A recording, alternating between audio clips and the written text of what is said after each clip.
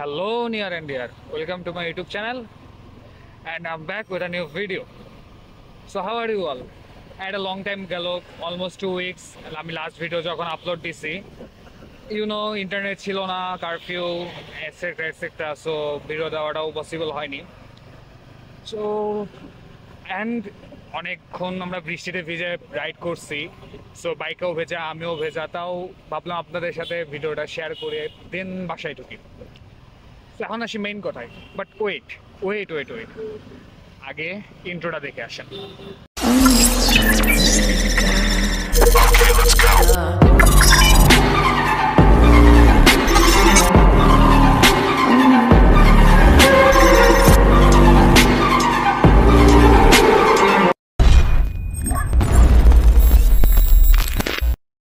So, as I said in my last video, আমি আপনারা হয়তো অবশ্যই জানেন যে আমি বাইকটা কিনছি, সো বাইকের রিভিউ দিতে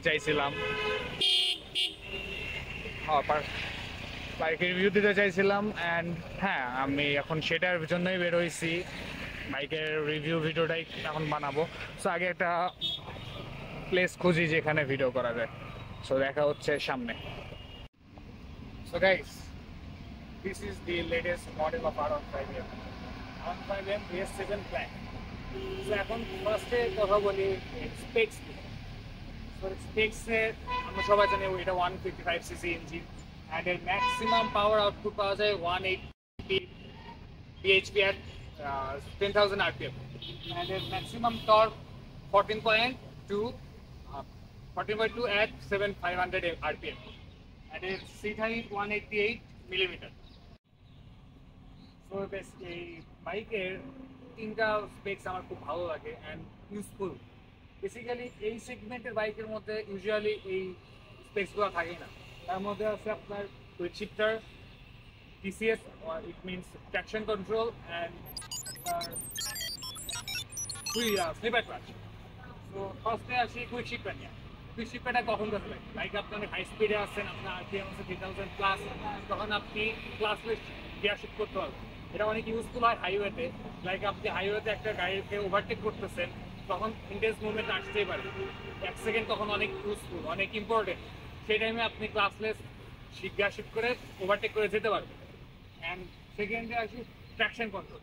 ট্র্যাকশন কন্ট্রোলটা আপনার অনেক ইউজফুল হয় কর্নারিংয়ের টাইম, অথবা আপনি গাড়ি কোনো খাদে পড়ে পায়, গর্তে পড়ে গেছে, বা আপনি বালির মধ্যে পড়ছে আর কাদায় সামথিং লাইক যেটা স্লিপ করে, সেখানে আপনার স্পিড, পিছনের চাকার স্পিডটা কন্ট্রোল করে ট্র্যাকশন কন্ট্রোল আপনি ইজিলি বাইক থেকে রান করে দেবেন।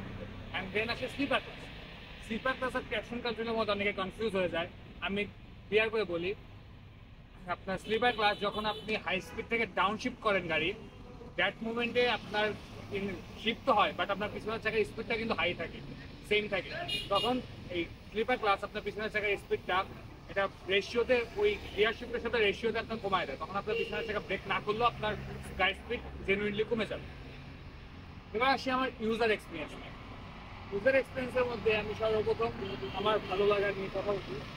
এর মধ্যে আমার সব থেকে ফেভারিট জিনিস হলো TFT ডিসপ্লে। আমি কাছে থেকে দেখাই, এটা R1M থেকে ইন্সপায়ার্ড, ফুল ডিজিটাল ডিসপ্লে। এটা খুবই সুন্দর লাগে আমার কাছে।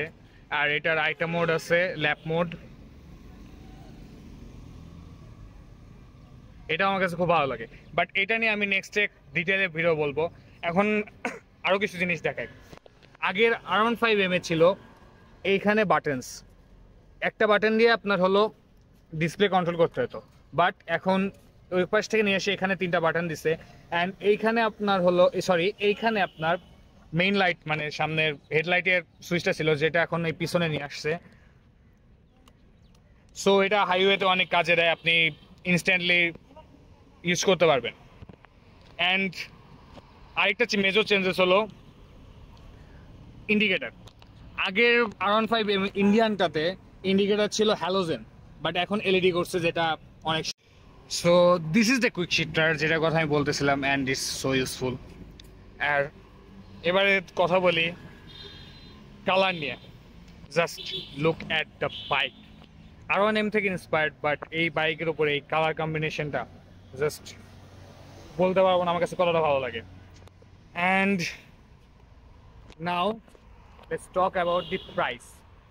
বাইকটা আপনি অনেক শোরুমে গেলে 5,80,000 5,85,000 এমন প্রাইস চাবে, বাট আপনি যদি বার্গেন করতে পারেন তাহলে আপনি 5,75,000 নিয়ে নিতে পারবেন। আর প্রিফার্স করতে 20,000 লাগে মেবি 2 ইয়ার্সের জন্য।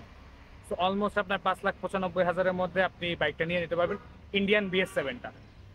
সো আজকের মতো এখানেই শেষ করছি। Like the video and do subscribe. See you in the next one. Chill.